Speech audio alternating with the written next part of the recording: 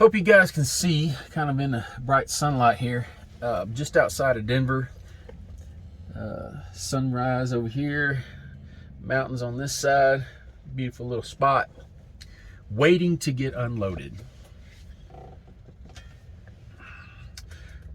So this week, starting this week, I'm gonna do my numbers a different way.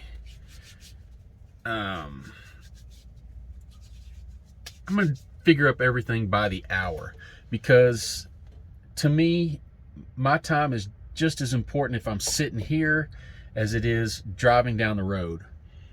And I think it's very misleading to say, yeah, I made $6 a mile on this load, but you don't know how that, really breaks down how much time a person has spent making that $6 a mile. So from now on, I'm going to do my numbers in a different way, and you guys let me know if it makes more sense to you or less, or if you like it at all. But it makes more sense to me, because to me, I want to know what I did for the week, how much I worked, and how it all came out in the end. So here we go. Oh, let's see. I left the house on Tuesday, picked up a load, a preloaded trailer, and that took 15 minutes to pick up. Literally 15 minutes of on-duty time, and I was on the road with that trailer. Now this trailer, like I said, preloaded. I'll deliver that load, and then I get to use the trailer as a loadout to get it back to point A. So I took that out to California. Oh, and by the way, they lied to me on the weight. Can you believe that? It's supposed to be a light load, and ended up I was 74,000 pounds overall, something like that. So my fuel mileage was terrible for the week. But anyway, I took that out to California. I did a live unload in California at a Costco distribution center, and I was really impressed with this place. I showed up about an hour early, a little more.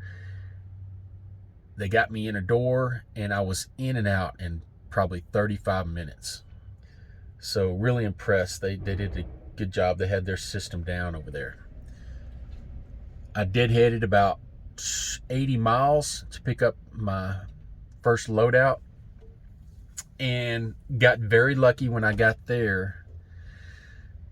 If I had showed up 5 minutes later, there would have been at least one truck in front of me, and so I would have waited about an hour and a half, 2 hours or more to get loaded. So got there, got in the door in 5 minutes, got loaded in about an hour, a little over an hour, probably an hour and a half, and I was on the road again. That was a very light load. You guys know, coming out of California on I-80, going back east, that is a severe road through there. Nothing but mountains, all for the next 300 miles. So I got a very light load, and if I had not have found a load that was light, I would have more than likely either deadheaded over to Sparks or Salt Lake City. I just don't like putting that much pressure on my old truck. So fortunately, I got the light load that came over here toward Denver. So if I had tried to, I could have been back home either today, late today, or on Tuesday, if I would just booked a load from California straight back to Texas. But they don't want to pay a good rate in that lane. I would have ended up making about a little over 10,000 for the week with a lot more miles. So I decided just to follow the money. So for this week, 3,650 miles. 3,650 miles for the whole week. More importantly, it was, well, depending on what time I get out of here, it's going to be about 66 or right around 66 hours total on duty time for the week. Sitting around, driving, everything. 66 hours. I think I just heard him open the door back there. That is the important number. That is the important number. I'm totally honest on all the hours that on duty hours. May not have been honest on my ELD, but in this video, for those purposes, that's what I'm going to do. So 66 hours for the week, and the big number is the gross for the week was $11,400. When it's all broken down, after I take out my insurance, fuel, all my business expenses for the week, I'm even adding in an oil change, maintenance, everything you can think of. Then you divide that by 66 hours. It comes out to be about close to $140 an hour is what I made. I've been on, about 10 years ago, not quite that long, I was with a major corporation where I was making about $34 an hour as a technician. I took a promotion, making a little bit more than that. Was never happy there, but I was told I was crazy for quitting there for, making 34, 35 bucks an hour. People couldn't believe I would quit that. I went to work offshore as an ROV pilot. I was making more than that. I was making a day rate, and it came out to be, when I left there, I was probably making $55 an hour, something like that. It was a cool job, but it was just stress, and you never knew what your schedule was going to be. Now, $140 an hour, and I get to go where I want. If I need to go home, I go home.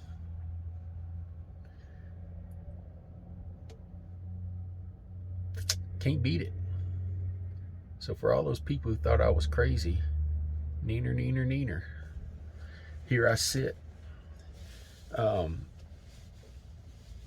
So yeah, I think I'm going to start doing my numbers that way. You guys tell me if you prefer that, because I think that's more important than what you see out there. People claiming they make $6 and $7 a mile, but it really, if one person can say they make $1,000 a week and they're working 2 hours, and another person's working 40 to get that same $1,000. They can still both brag they're making $1,000 a week, but it's not the same, is it? So I'm going to start adding in all my hours and just doing an hourly rate. That makes a lot more sense to me. You guys let me know. But here I am, once again, sitting in Denver. The Denver predicament. It's not really that big of a predicament. If you guys have never seen Trucking with Brock, he's got a good YouTube channel. He recently quit, but guys, go over there. If his videos are still up, you guys go over there, put some comments on there. Tell him to start doing his videos again.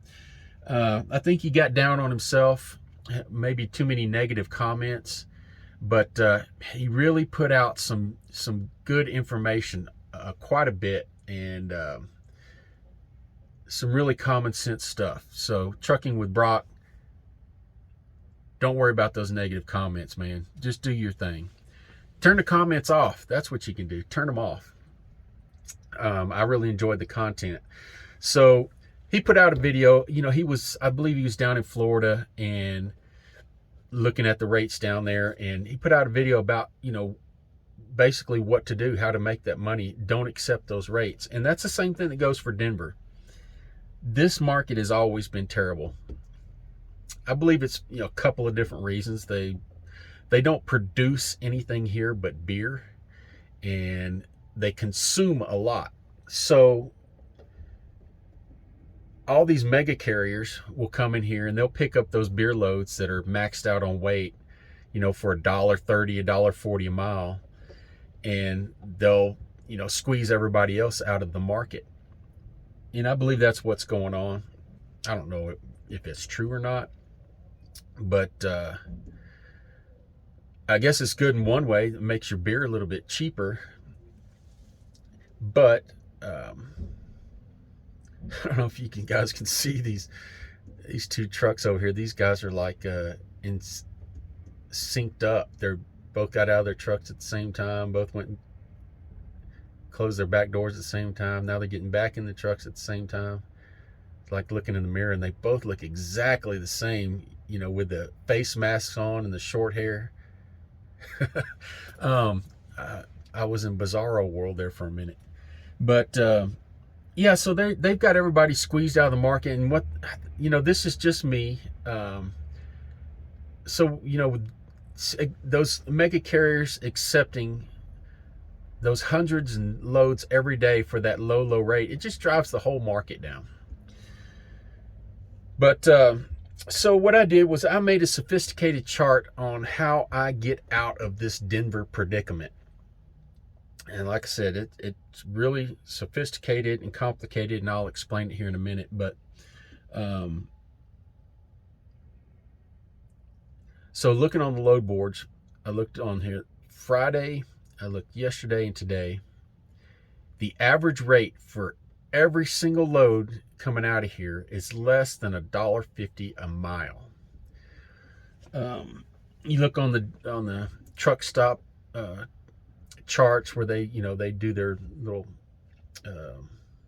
statistical analysis, and that's basically what you get, less than $1.50 a mile, because rates are driven down so low around here.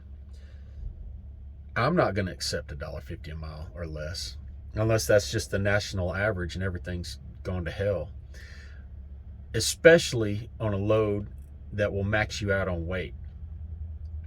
So there are a couple things you can do. You can either accept that load and let them win, or you can find a better market. So what I do, like I said, this is a complicated chart. You guys can see that? Oh, there's sun in here. So I need to get from Denver to my house, 1,000 miles. I can either accept this $1.50 a mile and make $1,500, or I can deadhead about 500 miles to either Kansas or Oklahoma, and there are rates of right at $4 a mile for that short trip home. Like I said, it's a really sophisticated chart there, a lot of computer graphics, but I had somebody argue with me not too long ago that that sounds all great and everything, but you're leaving out one thing. You're spending money deadheading. And I don't know, some people just don't have common sense. Maybe it's me, I don't know, but if I'm going 1,000 miles and I can make 1,500 or I can make 2,100, which would you choose? I'm still spending well, you know what? I'm not spending the exact same amount on fuel, because if I picked up a load here in Denver, it's probably going to be max weight. So I'll be spending more fuel to take that cheap load than I would if I just deadheaded 500 miles to get a better load. That makes sense to me. Does it make sense to you guys? So yeah, that's what I'm probably going to end up doing. I'm here in Denver now, still waiting to get unloaded, and I'll look at the load boards, you know, just to see. I'll peruse all of them, and maybe there's that one lucky load where I don't have to deadhead, but it's going to have to, in the end of the day, it's going to have to pay more than $2,000. Does that make sense? Makes sense to me. Why would I take a load paying $2,000 here, wasting more money on fuel to get to point B, when I can deadhead, save money on fuel, and make the same amount of money? So it's got to pay quite a bit more for me to take it out of Denver. But that's all I've got for the week. Hopefully it wasn't too much griping on there. And let me know if you guys think that hourly computation is better than that per mile. It makes more sense to me. So Till next time, have a good week.